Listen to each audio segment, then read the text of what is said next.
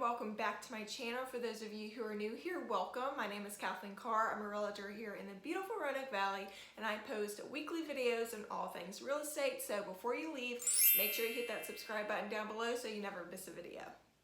Now let's get to today's topic, which is a conversation that happens often, and that is if you should continue renting or buy a home.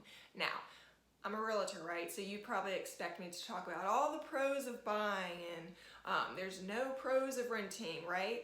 I mean, come on, it's kind of my job to help people buy and sell their homes, but I'm not doing that. The reason I created this channel is to help you with all of your real estate needs, offer advice, resources, tools. I don't want my videos to be a constant sales pitch because honestly, how lame would that be? So I'm going to be talking about both the pros and cons of renting and buying, and I don't want this video to be too long, so let's go ahead and dive in. So I'm going to be sharing my top 2 or 3 pros and cons for each, and I think I want to end this video on a more positive note. So let's talk about the cons of renting and buying first.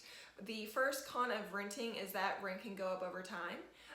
Another con is that you are kind of restricted to what you can and cannot do in regards to upgrades, decorations.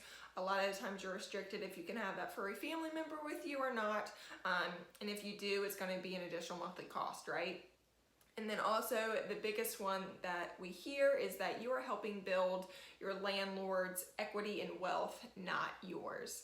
So those are the 3 cons that I wanted to share about renting. So let's talk about the 3 cons I want to talk about buying, right? The first one is being that you are going to have more of those upfront costs. Like I said in last week's video, you have more than just that down payment. You're going to have those closing costs, home inspections, appraisal, things like that, right? Another con of buying is that you have less flexibility. You know, you can't pick up and go, wherever you want every 1 or 2 years. It's an investment, so you're wanting to purchase a home where you're going to be happy with for a minimum of 5 years. And lastly, you're in charge of taking care of repairs, maintenance, all that stuff. We hear the phrase, that's home ownership. I experienced that myself less than a year after buying my first home. I had to get a completely new roof, and I wasn't able to call someone up and have them fix it. It was on me and I had to pay for it. So those are the 3 cons that I want to share about buying. So now let's get to the more positive stuff and let's talk about the pros of renting and buying. The pros of renting I want to share start with that you're not going to really be in charge of those repairs or maintenance, right? If a dryer goes out, you're probably just filling out that work order, you send it in and someone comes in and fixes it for you. That's not on you. Another one is that you have the freedom to move around a little bit, right? After your year or 2 lease, you can go wherever you want. You're not restricted to staying there. And lastly, you are probably saving on utilities. A lot of apartments include these in their rental costs, so it's like a flat rate. So those are the pros that I wanted to share for renting.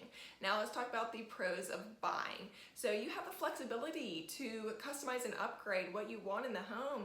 For example, if you want a new kitchen backsplash, you can do that. If you have an unfinished basement, you can create additional living space, put another bathroom down there, and that's increasing the value of the home. I actually interviewed my sister and brother-in-law who redid their basement, so I'll link that down below, and they offer some advice. So if you're interested, I'll link that video down below.